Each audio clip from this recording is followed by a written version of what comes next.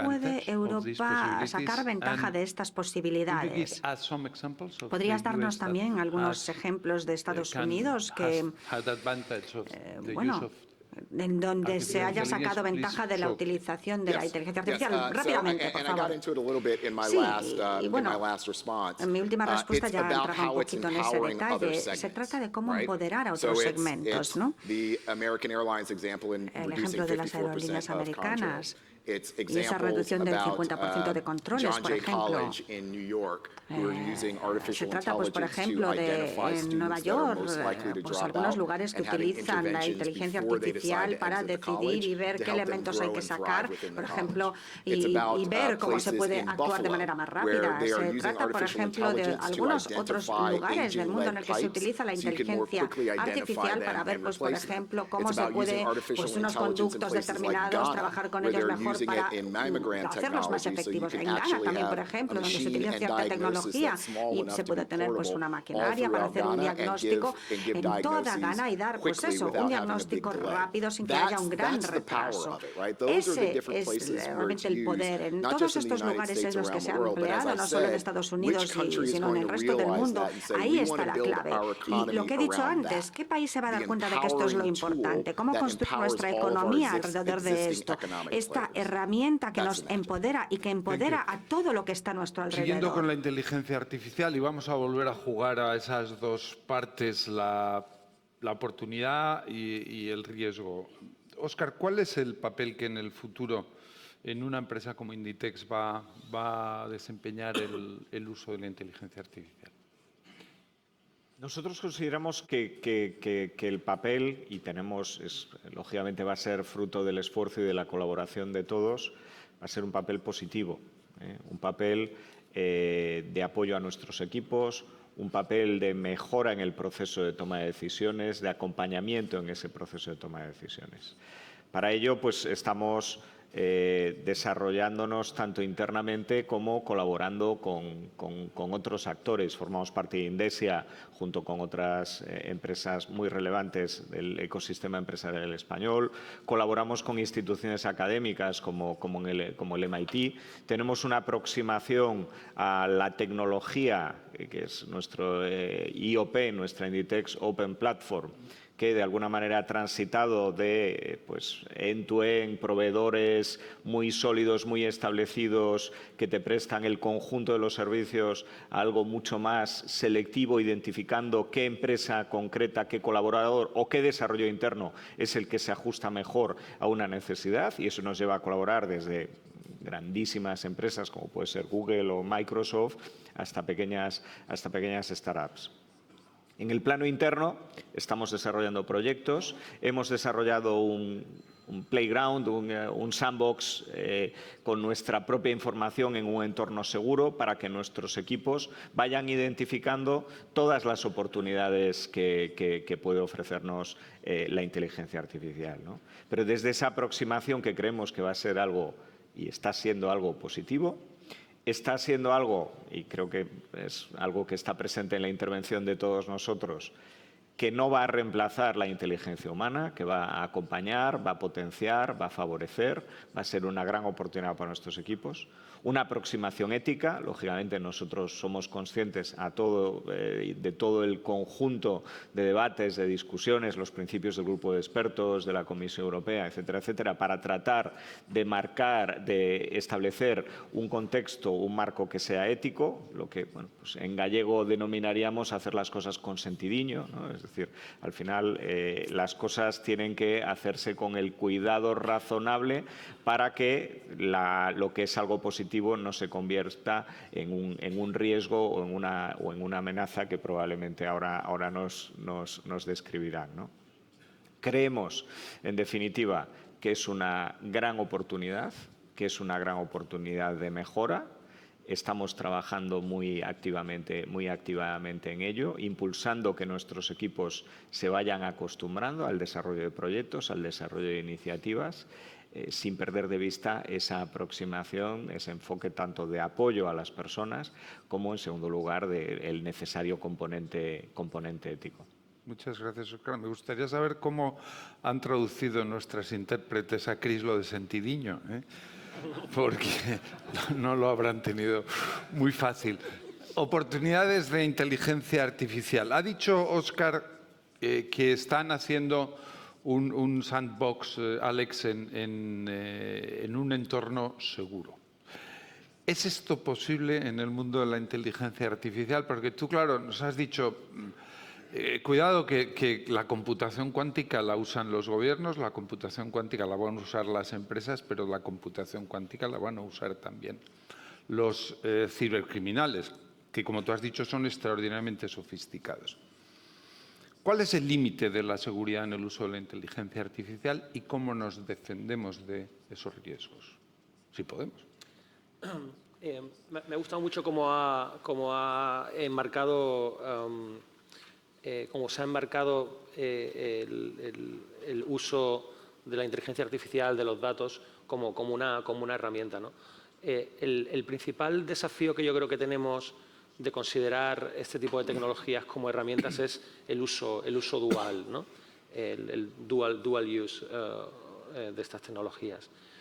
Y en el caso particular de la ciberseguridad, voy a comentar algo que tampoco, no sé si es muy conocido, pero la ciberseguridad es una industria relativamente pequeña. Hay unos 3 millones de especialistas a nivel mundial. Hablo desde el punto de vista de personas, ¿no?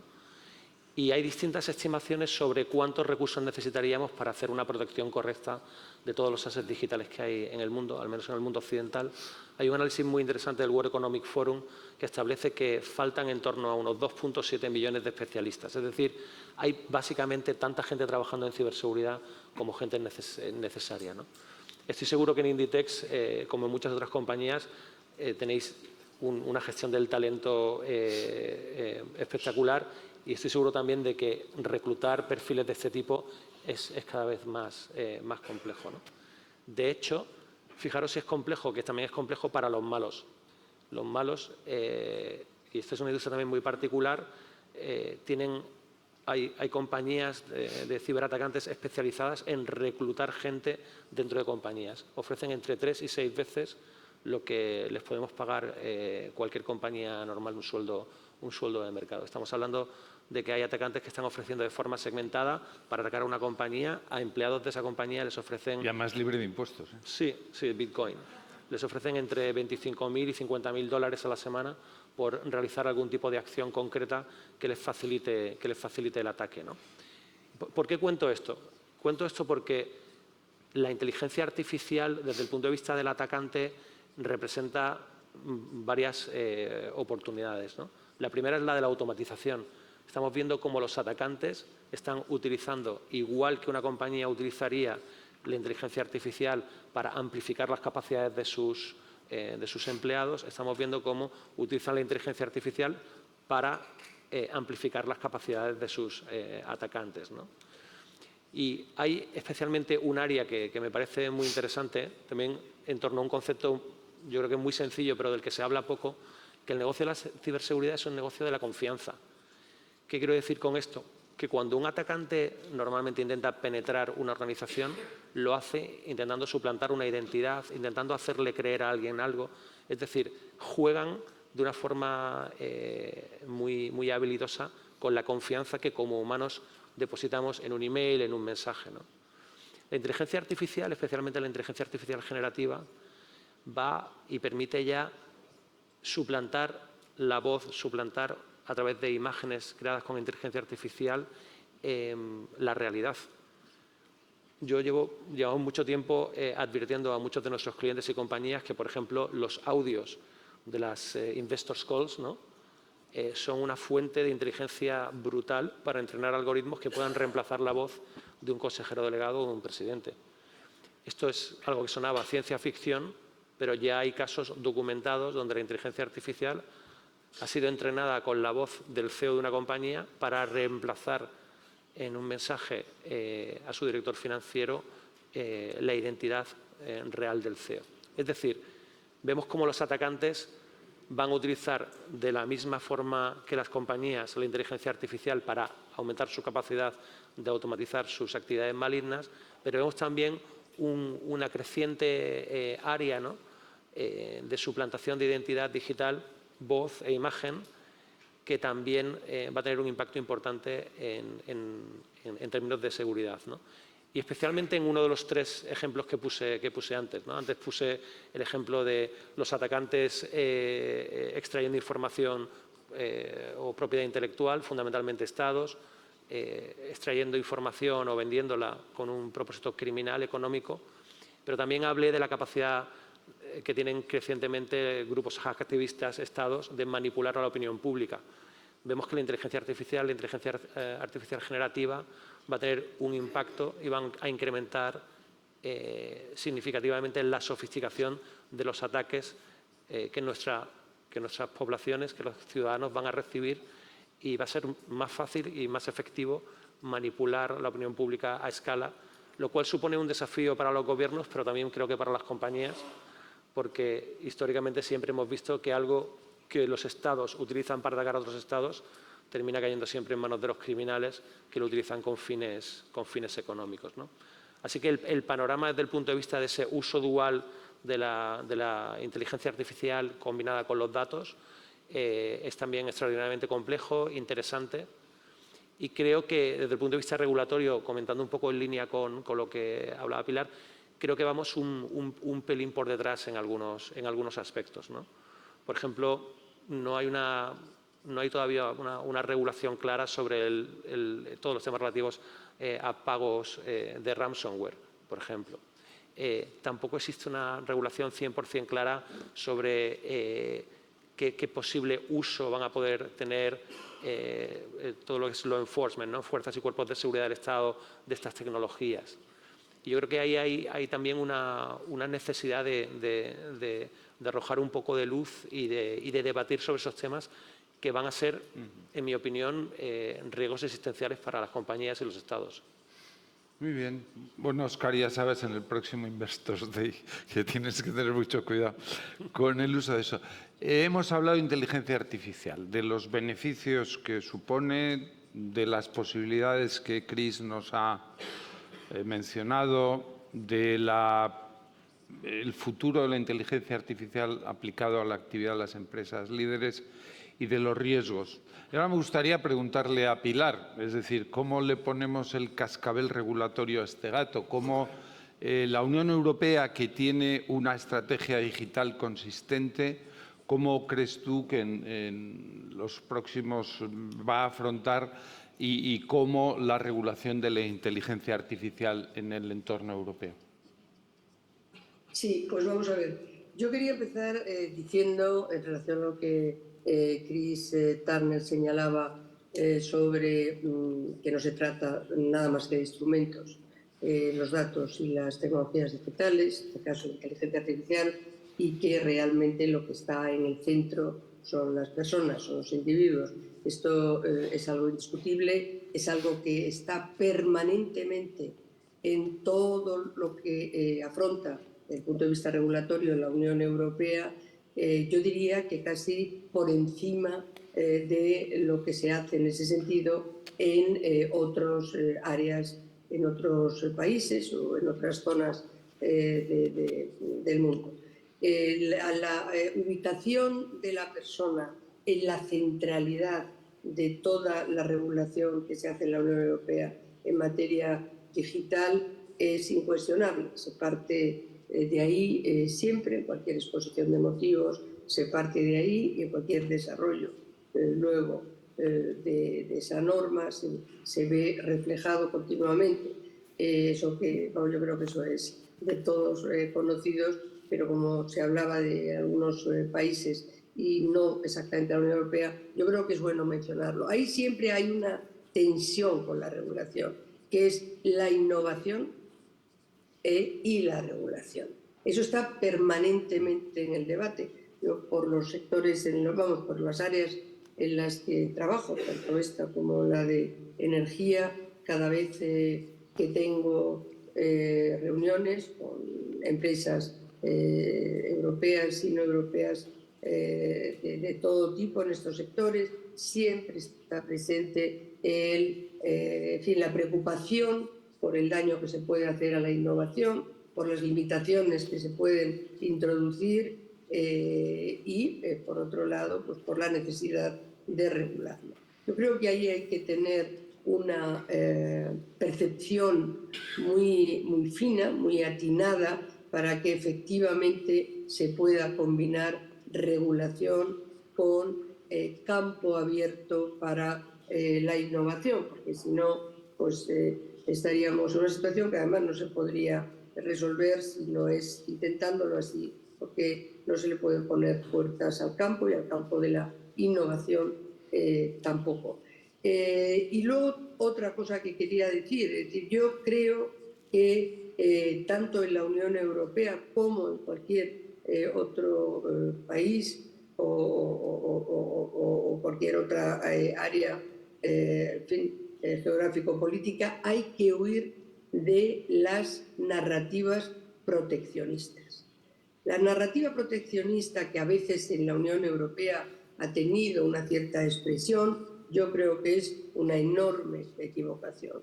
Estamos en un sistema de economías abiertas, de libre mercado. Las sociedades occidentales en esto tenemos una huella, una marca indeleble, y tiene que seguir siendo así. Y en el caso, por ejemplo, de la Unión Europea, yo creo que todas estas regulaciones que se están haciendo se tienen que ver como un reforzamiento de tu autonomía estratégica, pero porque tienes más capacidad de competir,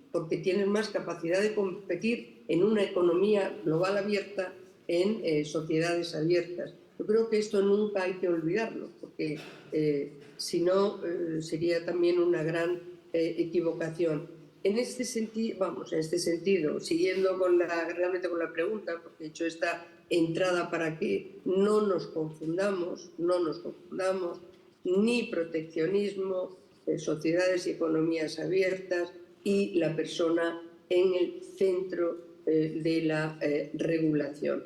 Lo que ha hecho hasta ahora, básicamente, la Unión Europea en materia de inteligencia artificial es todavía una propuesta legislativa, un reglamento sobre inteligencia artificial. Está todavía negociándose. Yo confío en que se pueda acabar durante la presidencia española, pero de momento no hay todavía acuerdo entre Parlamento y Consejo, y básicamente lo que hace es regular en función del riesgo que los sistemas de inteligencia artificial aplican cuando se trata de seguridad y derechos fundamentales. Hace una escala de un riesgo inadmisible, de un riesgo muy alto, de un riesgo con carácter mediano en cuanto a posibilidades de afectar aspectos fundamentales o derechos fundamentales, y de muy bajo riesgo. La mayoría de las áreas están dentro del bajo riesgo, pero según el riesgo es más alto, se va produciendo una serie de exigencias, de obligatoriedad, de trazabilidad, de transparencia mayor y mayor.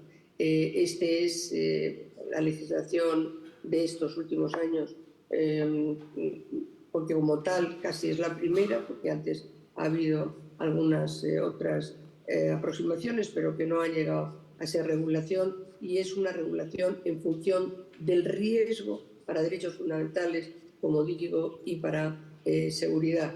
Pero todo tiene su blanco y su negro, y aquí tampoco hay que olvidar un aspecto que me parece crucial, que son dos. Uno, la necesidad de formación en materias STEM, que son fundamentales, pero segundo, la necesidad también de tener una formación, además de esta formación tecnológica, hay que tener una capacidad de pensamiento, de juicio crítico, porque el individuo está aislado, se enfrenta solo a estos cambios, y tiene que reforzarse esa capacidad de análisis y de pensar críticamente. Y en ese sentido, yo creo que además de tener una buena formación tecnológica y una buena formación en matemáticas, etcétera, y las otras materias que componen el concepto STEM, hay que tener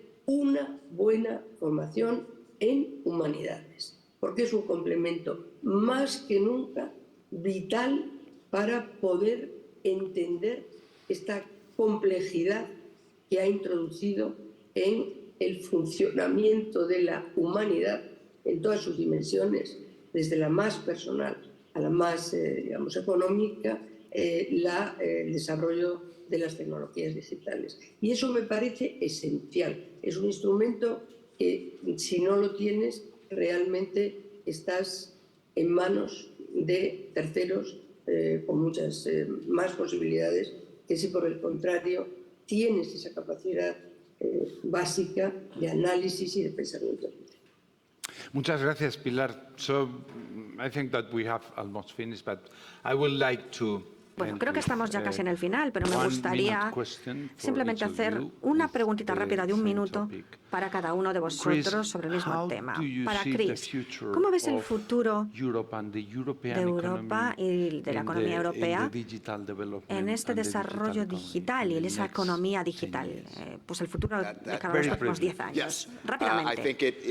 Bueno, sí, creo que esto es un punto de inflexión y que todo vaya bien armonizando con otros países, eso nos va a permitir que haya más oportunidades para, bueno, pues tanto aquellas empresas que miran de cara al futuro, pero sobre todo las industrias ya establecidas en Europa y su capacidad de, bueno, estar ahí y aumentar su competitividad.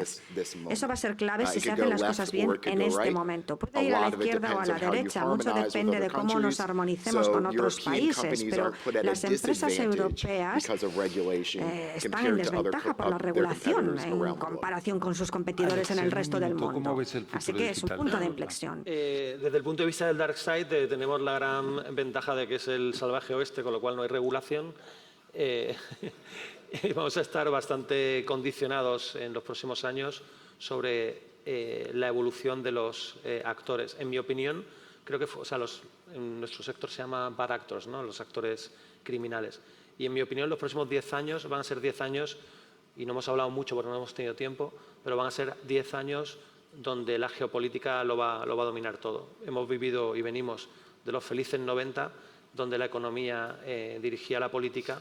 Vamos a un mundo donde la política, la geopolítica, va a dirigir la economía, y en ese sentido, en nuestra industria, lo que hagan actores estatales como China, Rusia, Irán, Corea del Norte en el mundo ciber va a ser fundamental, va a dar forma a las amenazas a las que nos vamos a enfrentar como empresarios y también como ciudadanos. Así que yo creo que si quieren saber qué va a ocurrir o qué está ocurriendo, miren atentamente qué están haciendo los estados o estos estados en este espacio, porque van a ser 10 años extraordinariamente interesantes. Chris y Pilar nos han explicado cómo ven el futuro de Europa, Alex también, y ahora ya que está esto haciendo así flash a todo tipo de color, te toca a ti cerrar, Óscar, brevísimamente. Nos han dicho cómo ven el futuro de Europa como continente, como economía en general. Mi pregunta para ti es más específica. ¿Las empresas europeas van a ser capaces de liderar la transformación digital y su posición de liderazgo en la economía digital del futuro? En la actualidad, Europa cuenta ya con empresas líderes en muchos sectores, y yo creo que la transformación, el camino de transformación que está teniendo Europa, una transformación digital, transformación sostenible, es una enorme oportunidad para esas empresas para seguir reforzando su posición. Hay algo adicional muy importante que subyace en esa transformación digital y sostenible y que no debemos perder, que son unos valores comunes, una tradición, una historia de construcción conjunta, ¿no? Con lo cual, amenazas, retos por delante muchísimos, pero creo que debemos mirar el futuro con optimismo y que puede ser una enorme oportunidad de fortalecimiento de las empresas europeas y su liderazgo a nivel global. Muchas gracias. Bueno, antes de que esto pase del estado que está ahora el estado líquido sólido explote, pues vamos a acabar ya nuestra mesa redonda. Quiero daros las gracias a los tres por por las aportaciones que habéis hecho, que han sido muy brillantes, y muy especialmente a Pilar, porque pese a estar como está, pues ha hecho el grandísimo esfuerzo de estar con nosotros y de explicarnos, como ella siempre lo hace, con brillantez, cuál es la política y la regulación de la Unión Europea en materia digital. O sea que muchas gracias, Pilar, por tu esfuerzo y gracias a todos por vuestra aportación.